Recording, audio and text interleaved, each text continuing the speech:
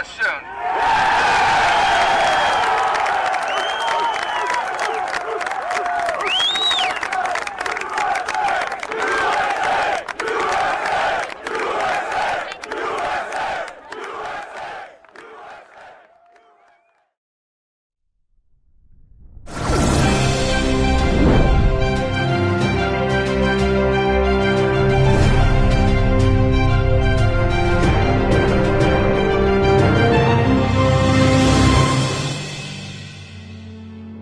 I am founder and CEO of an organization called saltoftheearthusa.org. The second plane struck. So I looked up and I said, this is not an accident. This is an act of war. And a chill came over me and I said, this is the real deal. We're in trouble. Our country's at war. There is a tremendous amount of pride in this. It's not about me. It's not about a person. It's about a passion. What is evident to me is that we're beginning to forget.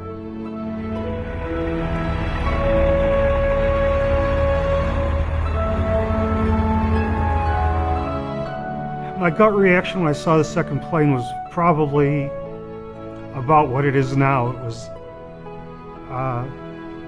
very difficult to hold back tears. You knew that people's lives were at stake. You knew that it could not be just an accident.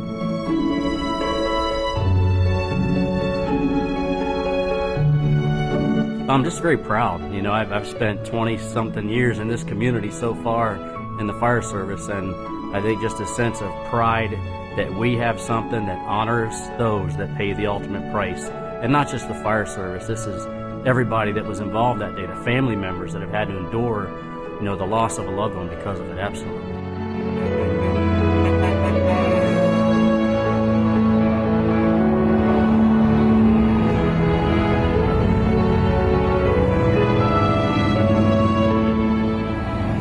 Well, my first reaction was turn it on the TV set and have my friend who was supposed to be at work on the phone, and it was surreal. You know, I was asking him at the time, you know, what's going on, what caused it, and he had said they think it's a terrorist attack. I can't remember anything else that happened that day, but I remember that phone call and then turning on the TV.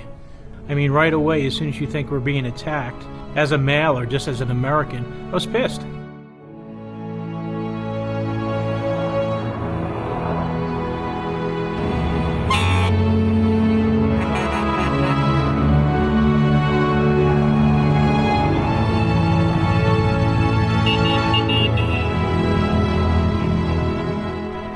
After the towers collapsed, seeing the firefighters' remains brought out and the effect it had on me was, I was upset. I was sad, knowing that that they were taken from us. Anger.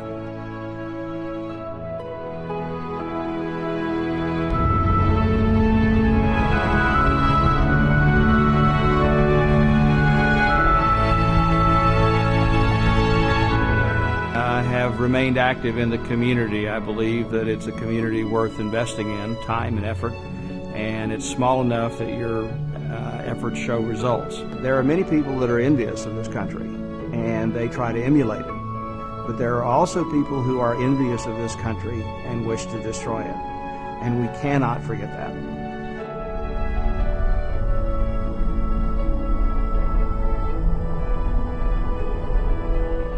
Our son and his wife, Carl and Carol Wallen, brought the beam all the way from New York down here for this special day, and we're very proud of them that they would contribute and sacrifice so much for those who've sacrificed everything. My son, Sean Hanley, he was in the first tower to come down. The second one that was hit, he was in ladder 20. He was working the night before. When he heard the alarm come in, he responded to the Twin Towers. 4 days after the incident, we were one of the fortunate ones that found our son. and we brought some sort of closure to it. Nobody likes to lose a child, and every day it still pains us that we have lost them. This is another reminder of it every year on September 11th, but it's nice to see that we have first responders and people out here honoring the lost people. I can tell you that I've lived my whole life knowing that there are people who want to kill us because of who we are, because we're Americans and because we love freedom. My son, he was just 39, and he worked at the World Trade Center for Cantor Fitzgerald on the North Tower, 104th floor. Even though it's 10 years, it seems like it was yesterday. But I think it's wonderful that everybody gets together and we're having all this celebration to remember all the people that were lost. I was working on Capitol Hill at the time and remembered hearing the tragic news by a coworker. I really have a great debt of personal gratitude to those aboard Flight 93 who heroically brought the plane down to prevent further tragedy in the Washington, D.C. area on either the U.S. Capitol or the White House. When this became an opportunity and it looked like it might be possible in Patriots Park, it was just a perfect scenario for the city of Venice. Today symbolizes a journey, not just of a piece of steel, but that of the American way, a way of freedom, a way of life, a symbol of our strength that we will never forget. We will always persevere and overcome any challenge. Those against us can try to attack our way of life, but you can never attack what's in our hearts. You know, it stands for our country. They took lives that day. They knocked down several buildings, including the Pentagon and the plane that crashed in Pennsylvania, but they didn't shake our faith. Americans, whether you're born here or you choose to be an American from another country, we always pick up the pieces and we move on. And I am proud to have that piece of our history in the city of Venice to remind us of what should never happen again and what we can get past. Thank you very much, and God bless America. The 9/11 Memorial, I think, is a tremendous tribute to our city and to our county. And the work that's been done to bring that here is just phenomenal, and it is a tremendous sense of pride. It's something that will last for years to come and hopefully keep the memory of 9/11 alive in people's minds for years to come. Generations to come must be reminded and taught how our victims, our veterans, and our first responders fought to save lives, fought to save our freedom, and continue to carry on that fight each and every day. The plan is to have this memorial erected on 11/11/11, and it doesn't end there. It is really the beginning of the effort to remember in perpetuity what this means. And I thank everybody that has contributed to this emotionally, physically, supportively, and financially for those donations to come in, and I thank you.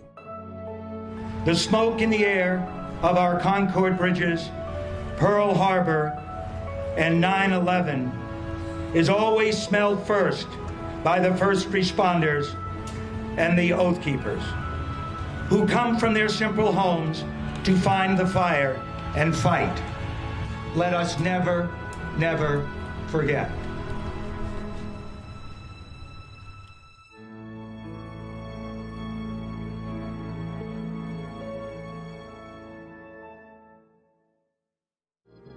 Oh, beautiful,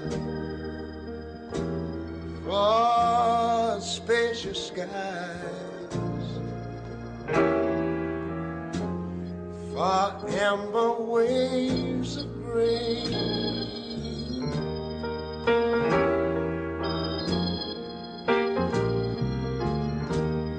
far purple mountain majesties, above the fruited plain.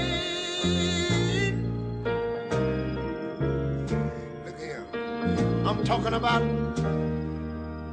America, sweet America. You know, God done shed his grace on thee. He crowned thy good.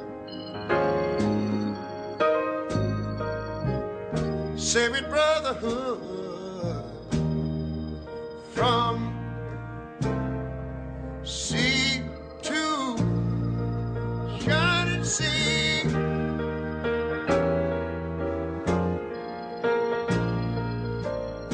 America, ooh, I love you, America, because